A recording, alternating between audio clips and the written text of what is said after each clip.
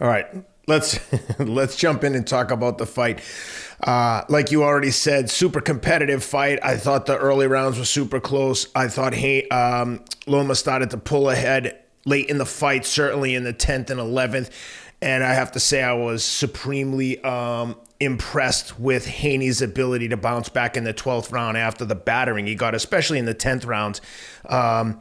So credit to Haney. I thought that he had a great fight plan. It looked good, but I think if you take a look at that fight as a whole, I thought Loma outboxed him, but it doesn't matter what I think. Everyone's here to hear what you think. How'd you like it and what'd you think? Well, I already touched on it. Here it is.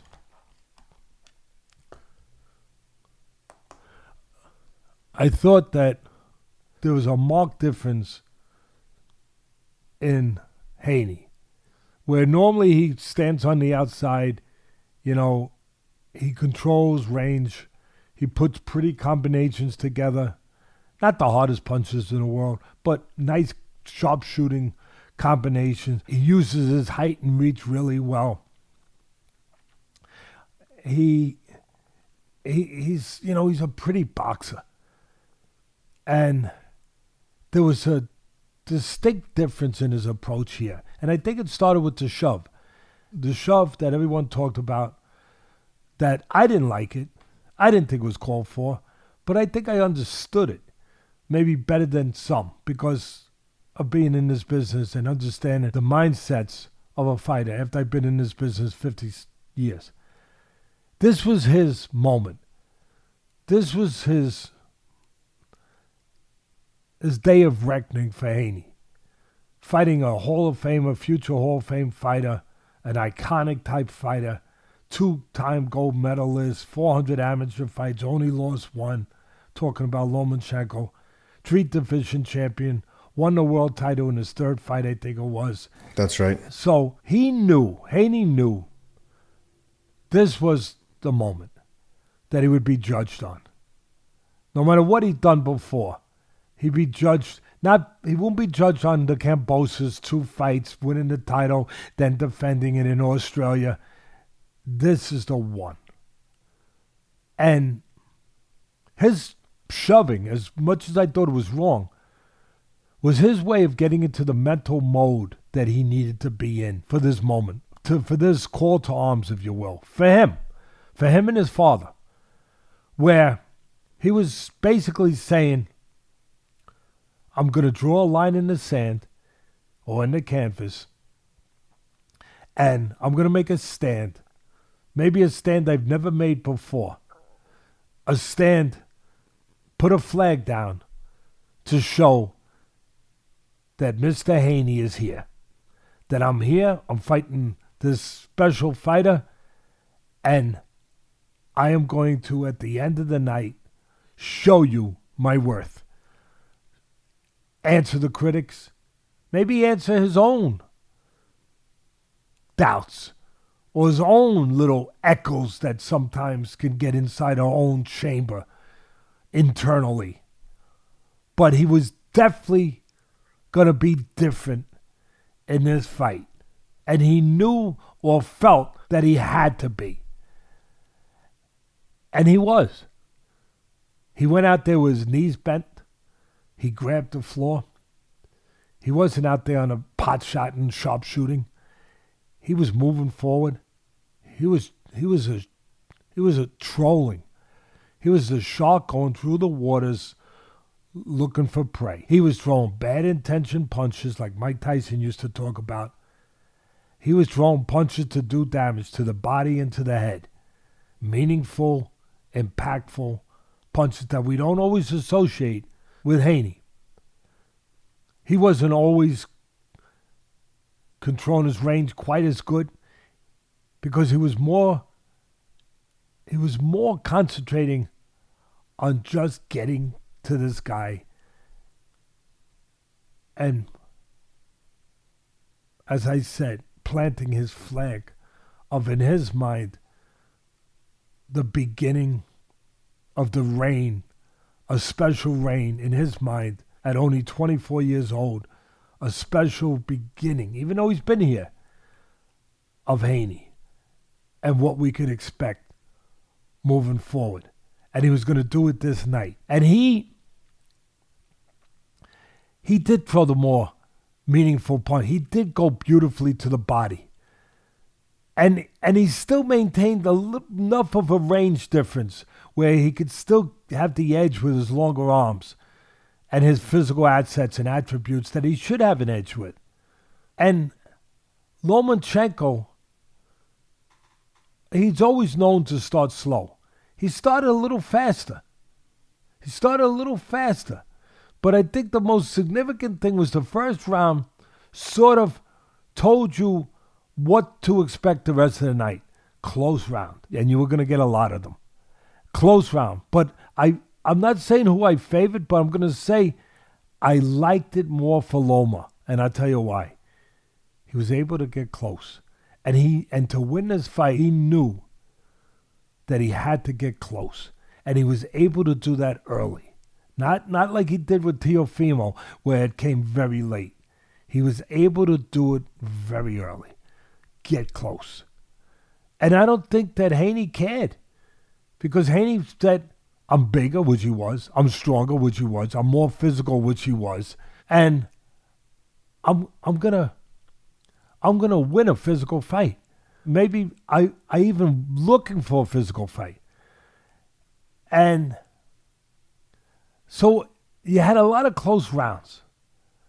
And you had Haney with this attitude, with this force, this physical force that I just described. This different Haney with his knees bent, grabbing the floor, going, looking on his search.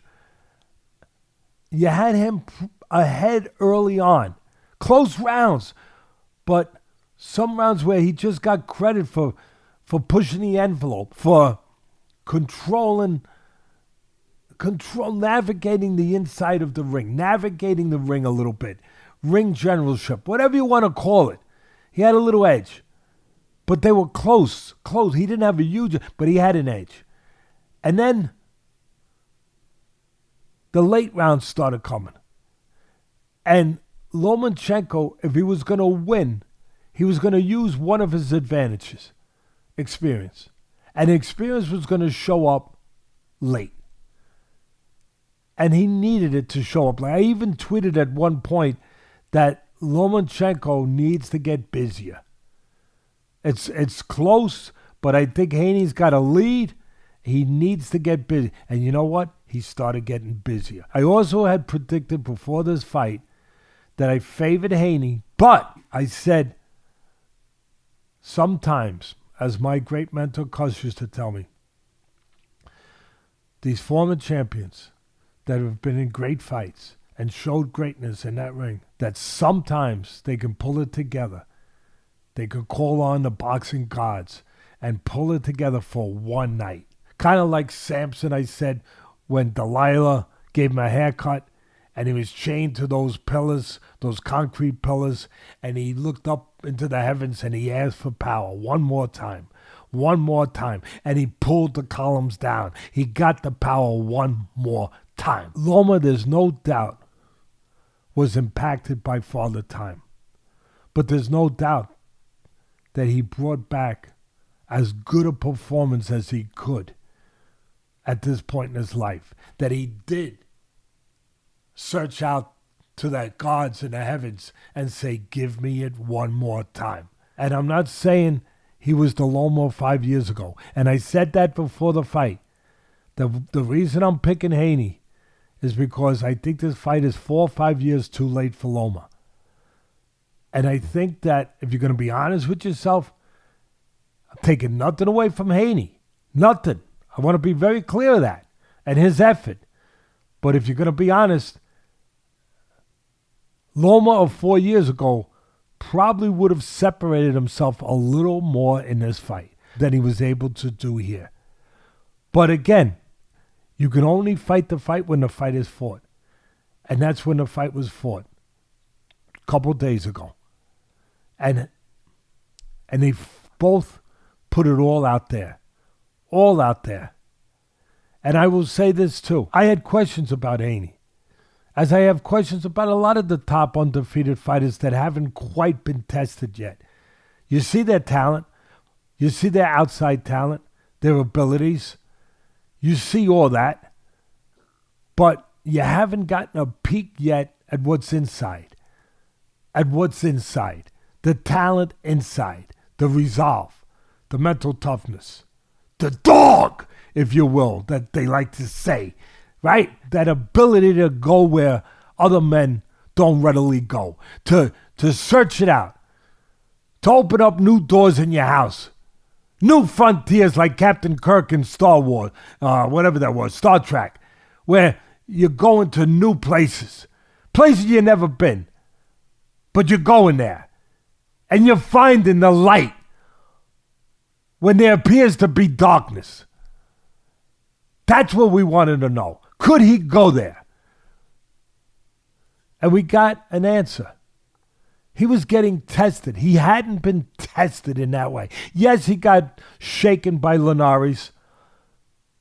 But Linares is not that level that we're talking about with Loma. He got shaken and he showed heart in that fight with Linares. Haney. He did. We know he's got heart.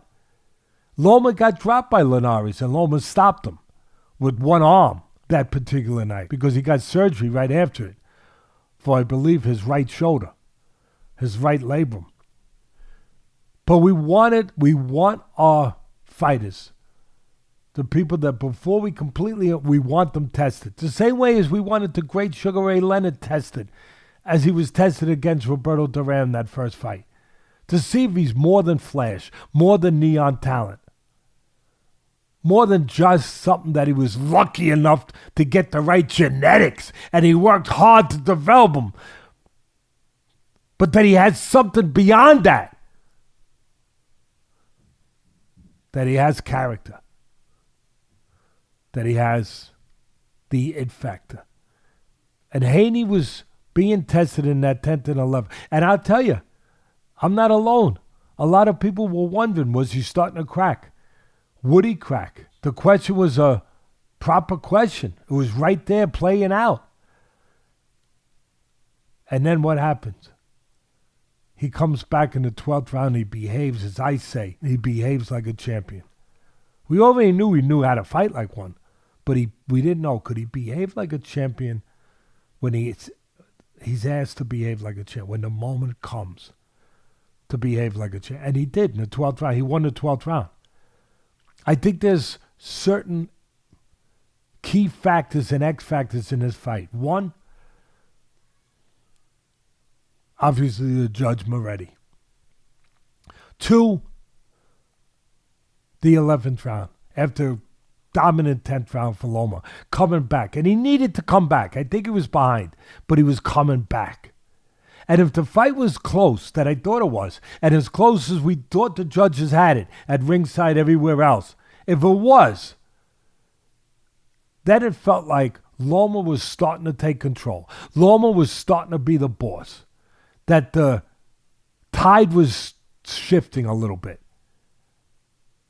And here it is, after the 10th round, he puts another dominant round together, the 11th. Now it looks like Loma's grabbing the fight. But for me, nobody talked about this. Because we're all responsible for it. So, yeah, Moretti's responsible for what he did. But Loma's responsible. We all are for our choices, what we could have done. I'm not trying to, in any way to criticize or to make it justify what happened with that one judge. And to have it 116-112, that's unacceptable. Like I said early, 115-113, either way, maybe even closer, maybe a draw. But 116-114, no. It's not acceptable. And then the 10th round, the biggest round of the fight for one guy, and it turned out to be for Loma. He gives to the other guy, not acceptable. And then to give, where Loma's coming on, to give 5 of the last 6 rounds to Haney, not acceptable. That's why we're starting to, that's what is going to prompt us to do this national commission. But, of course, it's a It's an accumulation of everything that's been going on in this sport. But you have to take responsibility when you're in there for what you do and what you can do. I thought Loma, and again, for the Loma fans out there, I don't care, but I'm just telling you, I love him too. But I have to seek out the truth and say what I see. In the 11th round, where it looked like he could put a little bit of a clamp on the fight after that big 10th round, he let up. He let up the last 40 seconds, last minute, whatever it was. I didn't have a clock, but he let up. He let off the gas. And I thought to myself, he's going to be sorry for this maybe.